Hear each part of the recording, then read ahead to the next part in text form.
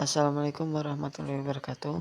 Perkenalkan, nama saya Rian Ramadhani, kelas B29 semester 4 dengan mata kuliah Perencanaan dan Metode Pembelajaran. Saya di sini akan mau menjelaskan yaitu topik 2 tentang pembelajaran berbasis ICT.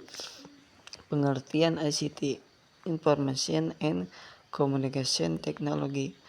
Pengertian ICT atau teknologi sering dipahami secara umum sebagai sesuatu yang berupa mesin atau hal-hal yang berkaitan dengan permesinan. Namun sesungguhnya teknologi dalam dunia pendidikan memiliki makna yang lebih luas, karena teknologi pendidikan merupakan perpaduan dari unsur manusia, mesin, ide prosedur, dan pengelolaannya. Istilah ICT pertama kali muncul pada abad ke-20 yang diawali dengan terbentuknya masyarakat informasi. Istilah teknologi informasi yang menggunakan kata informasi pada dasarnya sangat berkaitan dengan istilah TK, teknologi komunikasi, yang dikenal lebih dahulu.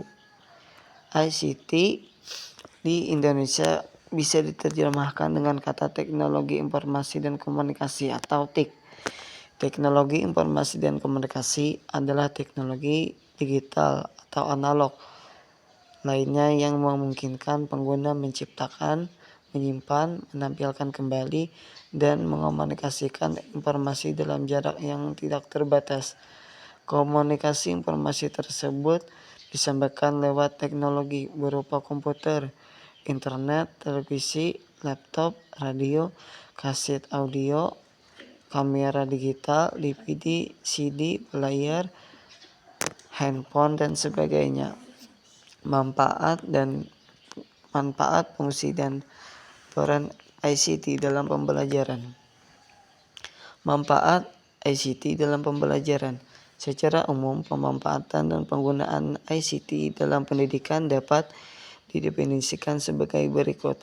1. ICT sebagai subjek pembelajaran yang kebanyakan terorganisir dalam kasus-kasus spesial. Apa yang dipelajari tergantung pada bentuk pendidikan dan level siswa. Pendidikan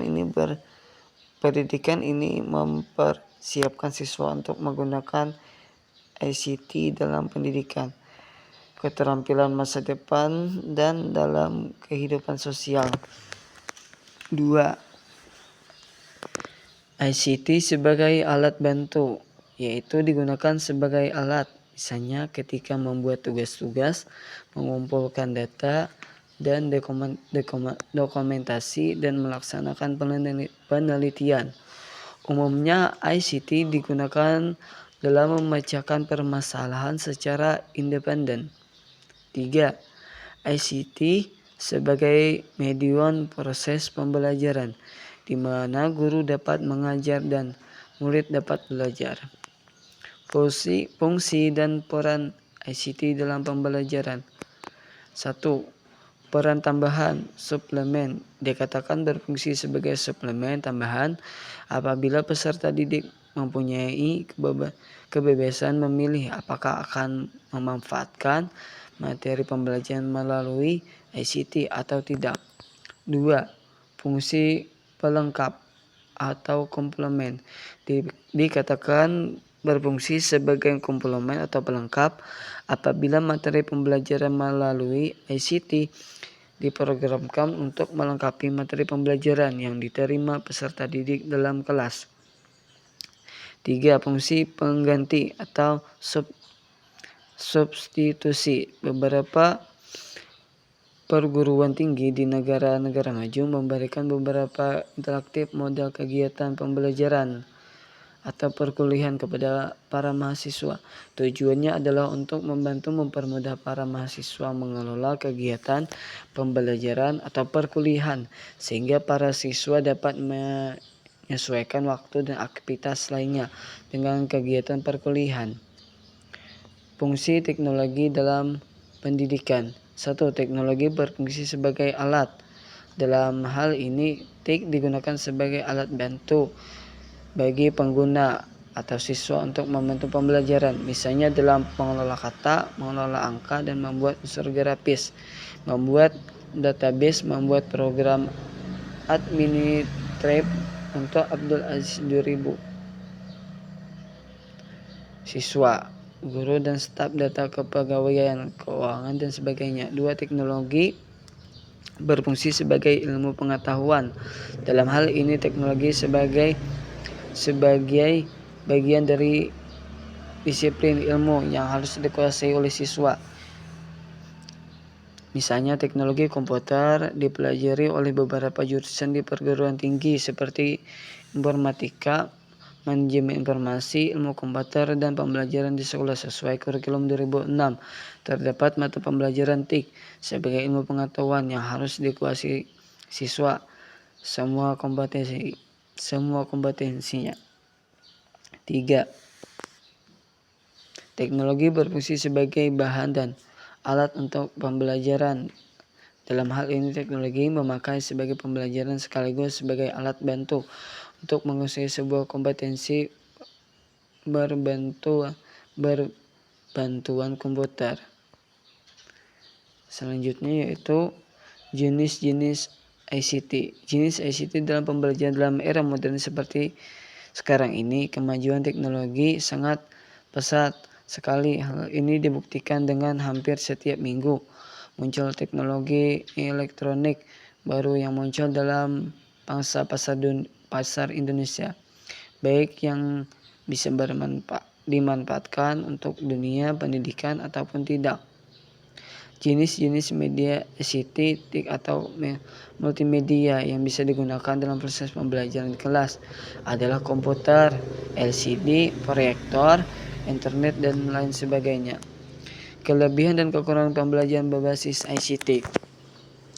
Kelebihannya adalah sistem pembelajaran lebih inovatif dan interaktif. B. Mampu menimbulkan rasa senang selama pembelajaran berlangsung sehingga akan menambah motivasi belajar siswa. C. Mampu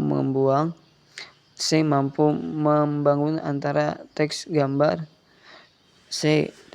Mampu menggabungkan antara teks, gambar, audio, musik, animasi, gambar, dan video dalam satu kesatuan yang saling mendukung sehingga tercapai tujuan pembelajaran. D. Mampu memvisualisasikan materi yang abstrak. E. Media pembelajaran yang relatif gampang dan fleksibel, mampu membawa objek yang sudah didapat atau berbahaya ke dalam lingkungan belajar. G. Menampilkan objek yang terlalu besar ke dalam kelas. H. Menampilkan objek yang tidak dapat dilihat secara langsung. Kekurangannya adalah biaya relatif mahal untuk tahapan awal. Kemampuan SDM dalam penggunaan multimedia sangat perlu ditingkatkan. C. Belum memadainya peralatan dari pemerintah. D. Belum memadainya infrastruktur untuk daerah tertentu. Kekurangan relatif mahal dan lain sebagainya. Terima kasih. Sekian dari saya penjelasan tentang ICT. Mohon maaf apabila terdapat kesalahan. Wabillahi taufiq wal hidayah. Assalamualaikum warahmatullahi wabarakatuh.